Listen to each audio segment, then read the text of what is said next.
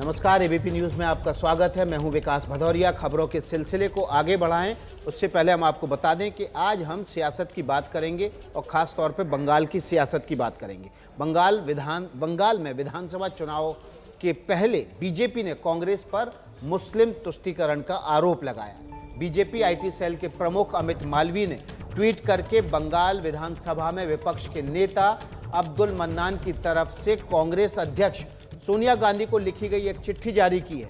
इस चिट्ठी के हवाले से आरोप लगाया गया है कि बंगाल में कांग्रेस फुरफुरा शरीफ के धार्मिक नेता पीरजादा अब्बास सिद्दीकी की पार्टी से गठबंधन करना चाहती है।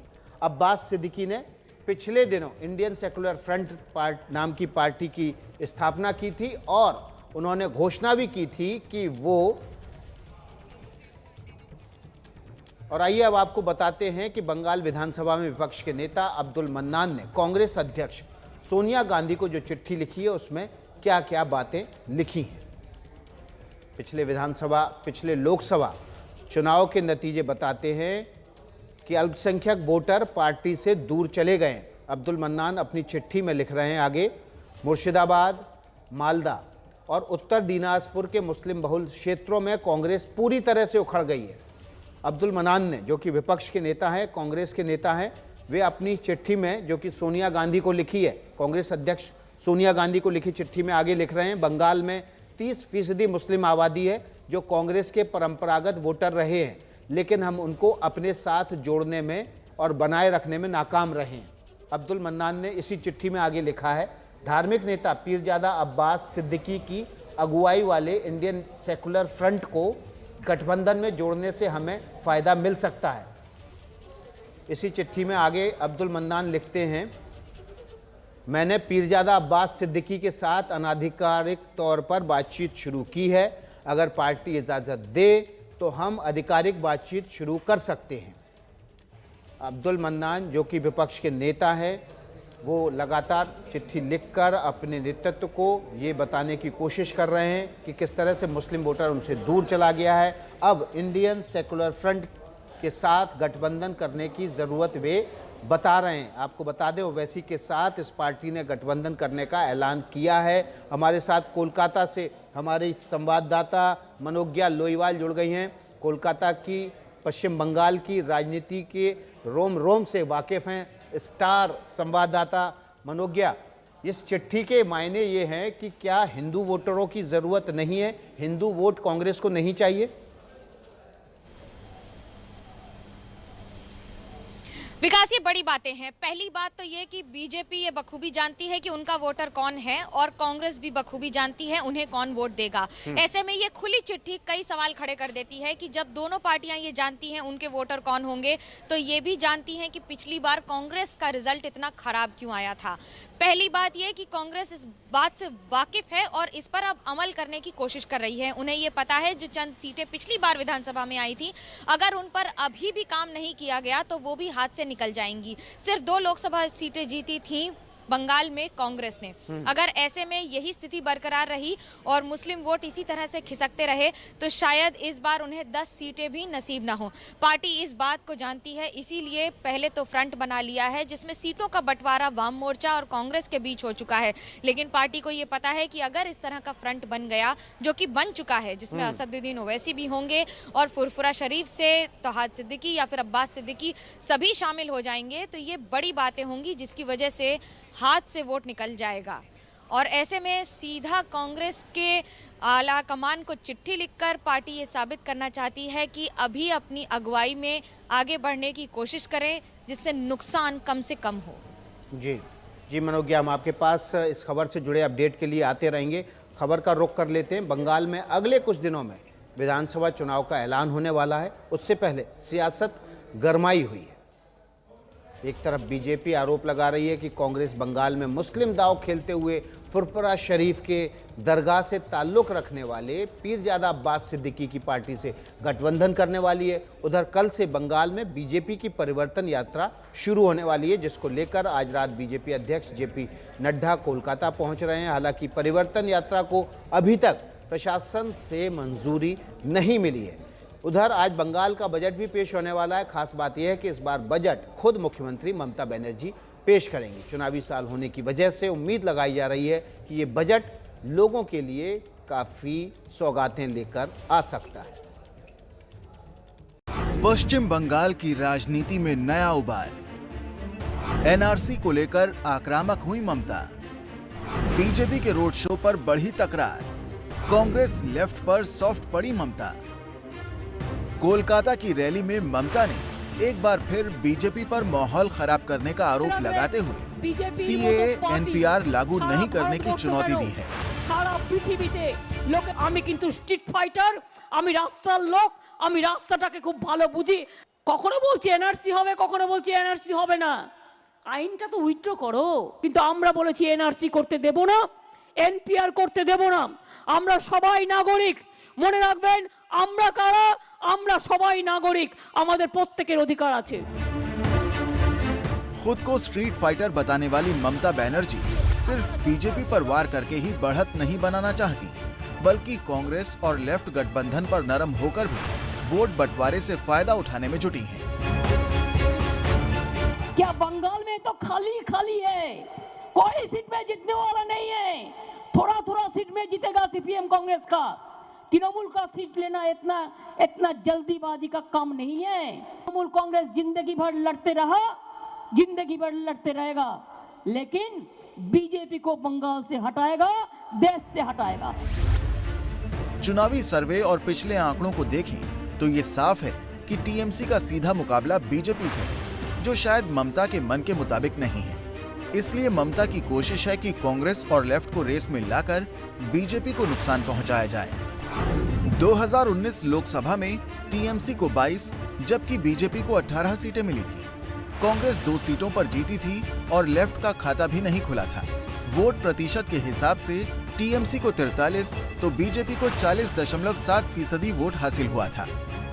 तो मामला साफ है, ममता बनर्जी चाहती है कि अगले विधानसभा चुनाव में अगर कांग्रेस और सीपीएम की गठबंधन मजबूत दावेदारी पेश करती है तो तृणमूल कांग्रेस विरोधी वोट बीजेपी से इन पार्टियां भी छीन सकती है, जिसमें फायदा है तृणमूल कांग्रेस को।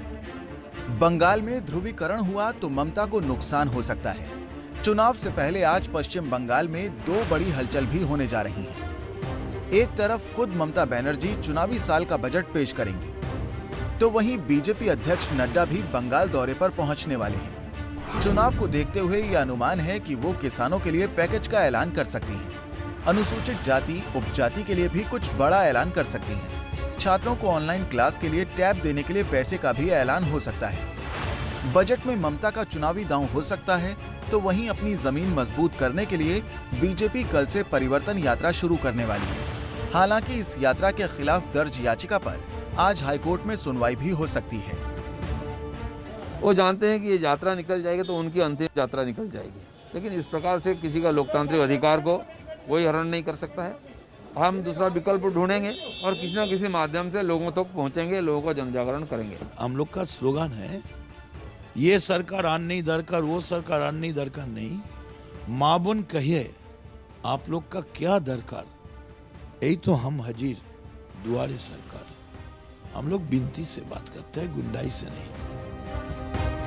परिवर्तन यात्रा के अलावा रविवार को हल्दिया में पीएम मोदी के कार्यक्रम और उसके बाद 11 फरवरी को अमित शाह के दौरे के बाद बंगाल की सियासत में और तेजी आ सकती है।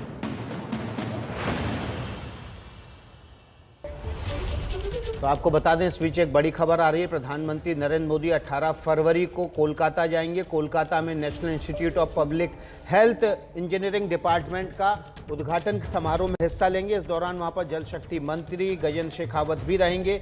इससे पहले 18 फरवरी से पहले 7 फरवरी को प्रधानमंत्री नरेंद्र मोदी हल्दिया जा रहे हैं, जहां पर वो एलएनजी प्लांट का पाइपलाइन का भी उद्घाटन करेंगे और उसके अलावा एक और परियोजना को हरी झंडी दिखाएंगे। तो पश्चिम बंगाल की राजनीति के दौरान प्रधानमंत्री नरेंद्र मोदी इस मिशन पर होंगे, बंगाल मिशन पर होंगे। वहां पर कई योजनाओं को हरी झंडी भी दिखाएंगे। लेकिन इस वक्त हम जो बात कर रहे हैं पश्चिम बंगाल की राजनीति की कर रहे हैं, और उसमें जो चिट्ठी है अब्दुल हन्नान की, इस चिट्ठी ने सभी लोगों को चौंका दिया है, क्योंकि कांग्रेस को फिर से कैसे वापस चुनावी राजनीति में मजबूत करना है, ये चिट्ठी उसकी ओर इशारा कर रही है। इस मसले पर हमारे साथ बातचीत करने के लिए तमाम मेहमान भी जुड़ गए हैं। हमारे साथ सुकांता मजूमदार हैं, बीजेपी के प्रवक्ता हैं, वे जुड़ गए हैं। कांग्रेस के चंदन घोष चौधरी हैं, वे भी जुड़ गए हैं। स्वागत है चंदन घोष जी आपका। प्रदीप्ता मुखर्जी टीएमसी के प्रवक्ता हैं, वे भी जुड़ गए हैं, आपका भी स्वागत है। सबसे और हमारी संवाददाता मनोज्ञा लोईवाल भी हमारे साथ जुड़ी हुई हैं। सबसे पहले चंदन घोष चौधरी साहब का रुख कर लेते हैं। चंदन जी, बड़ी चिंता है कि कांग्रेस का रिवाइवल कैसे हो, तो क्या केवल फुरफुरा शरीफ के साथ मिलकर गठबंधन बना लेने से कांग्रेस क्या पुनर्जीवित हो जाएगी? मुद्दे तो आपके पास है नहीं वहाँ। एक बात सोचना पड़ेगा पहले से, तो जो अभी है बंगाल जो राजनीति का स्थिति है वो बंगाल डेवलपमेंट मॉडल पे कोई बात नहीं कर रहे। तो हम लोग का यहीं पे हम लोग थर्ड फ्रंट हो जो बोलते हैं लेफ्ट एंड कांग्रेस अलायंस, लेकिन हम लोग पे एक बात सही से एकदम क्लियर है, जो प्रोजेक्शन टू द पीपल, हम लोग आम जनता के लिए जो प्रोजेक्शन है ये डेवलपमेंटल मॉडल, यानी डेवलपमेंटल मॉडल के लिए लेफ्ट कांग्रेस एंड उसके साथ जो अलायंस पार्टनर्स होगा, जो अभी तक मतलब बातचीत चल रहे नहीं, तो लेकिन जो अब्दुल हन्नान साहब की चिट्ठी है, अब्दुल मन्नान साहब की चिट्ठी है, इसमें कहीं भी डेवलपमेंट के मॉडल की बात नहीं है।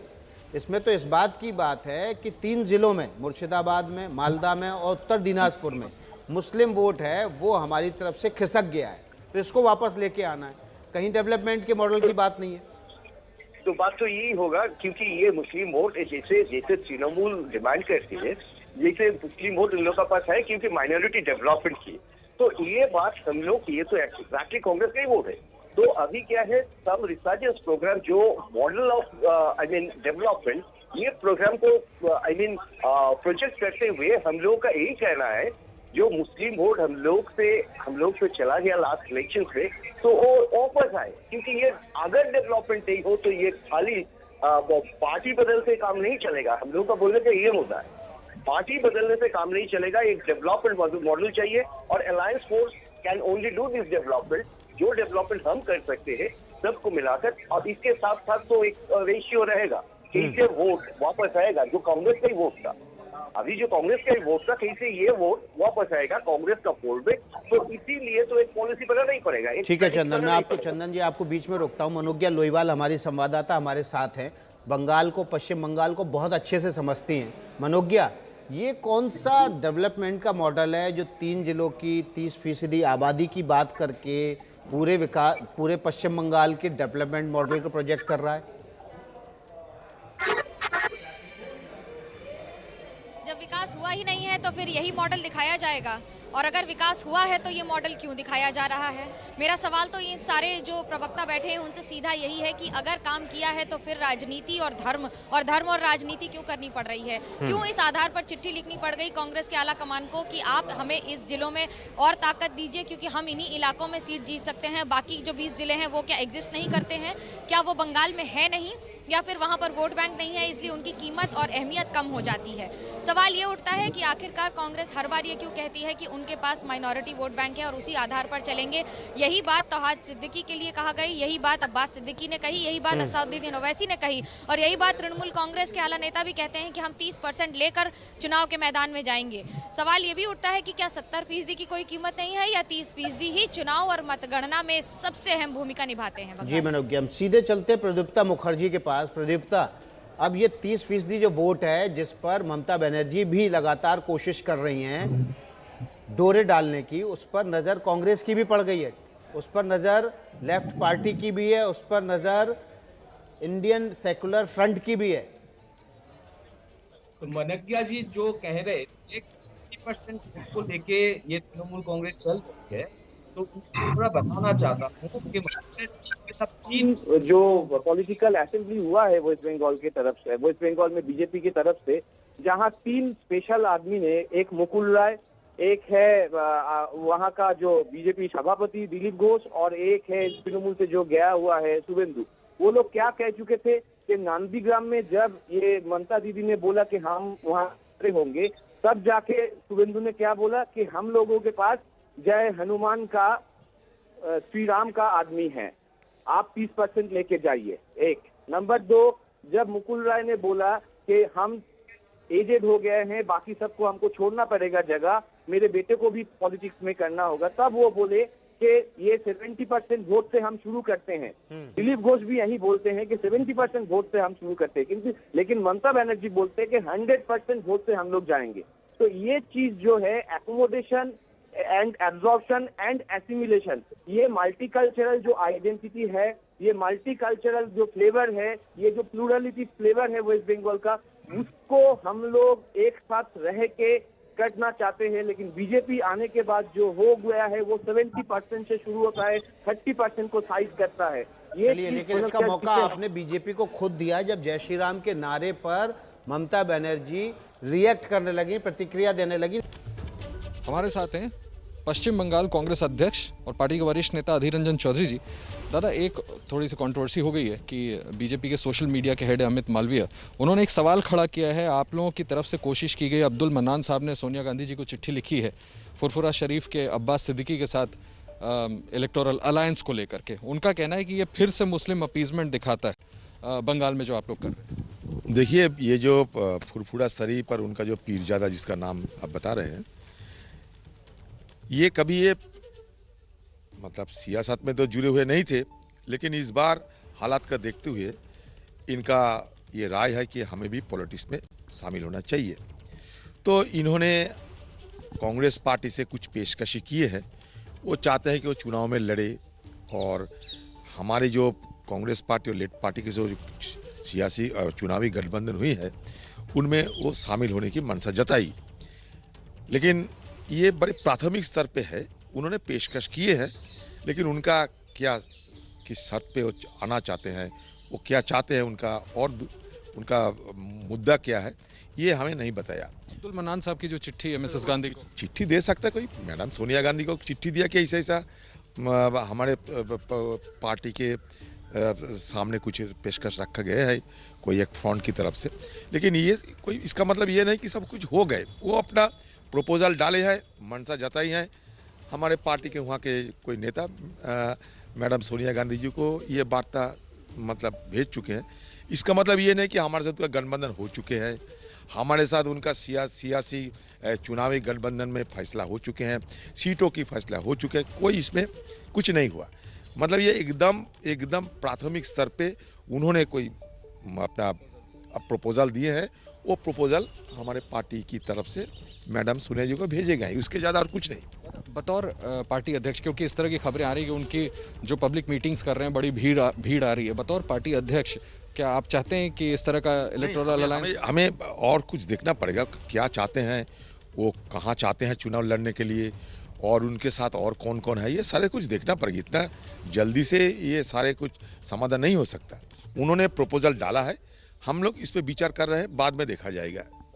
एक ये जरूर पूछना चाहूंगा आपसे कि बीजेपी, वही अमित मालवीय जी ने आखिर में लिखा और आरोप लगाया है, रीडिंग द लेटर जो मिसेस गांधी को लिखा है, it seems as if Hindus don't matter. मतलब आपको, आपके लिए ऐसा नहीं, छी ये जो पीरजादा जो फुरफुरा शरीफ है ना, वहाँ मुसलमान लोग जितना जाते हैं उतना ही हिंदू लोग जाते हैं। बंगाल और ये मालवा जी के हिंदुस्तान के फर्क है। ये जो फुरफुरा शरीफ है ये सबके लिए है, हिंदू मुसलमान सब वहाँ जाते हैं। ये लोग कोई मतलब इनकी राय कि मुसलमान मतलब सारे फंडामेंटलिस्ट है, मुसलमान मतलब सारे इस्लामिक जिहादिस्ट है, ये इसका मुसलमान के बारे में जो छवि ये दिखाना चाहते हैं, ये छवि तो इसका तो असलियत नहीं है।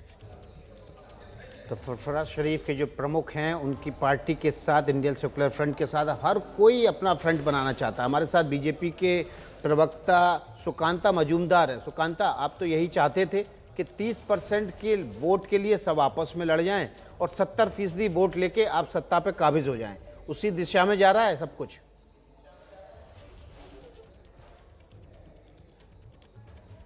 देखिए, हम लोग प्रधानमंत्री, हमारे आदरणीय प्रधानमंत्री ने जो वार्ता दिया है लोकसभा से, सबका साथ, सबका विकास और सबका विश्वास, हम उसी मंत्र पे चलते हैं।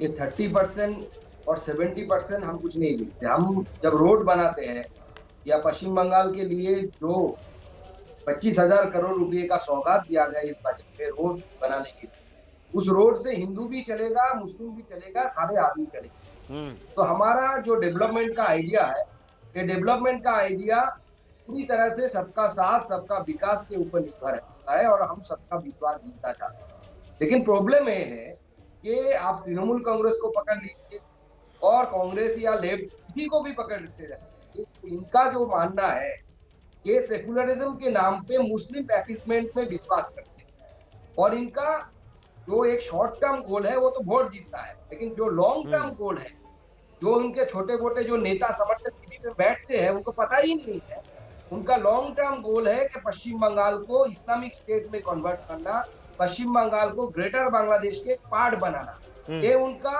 लॉन्ग टर्म प्लान है। और इसलिए ये मुस्लिम जो वोट है इसे दूधेल गाय बोलते हैं आदरणीय ममता बनर्जी जी। सुकांता, समय की कमी है हमारे पास। आपका बहुत बहुत शुक्रिया। प्रदीप्ता मुखर्जी, चंदन राय घोष चौधरी, आपका सबका बहुत बहुत शुक्रिया।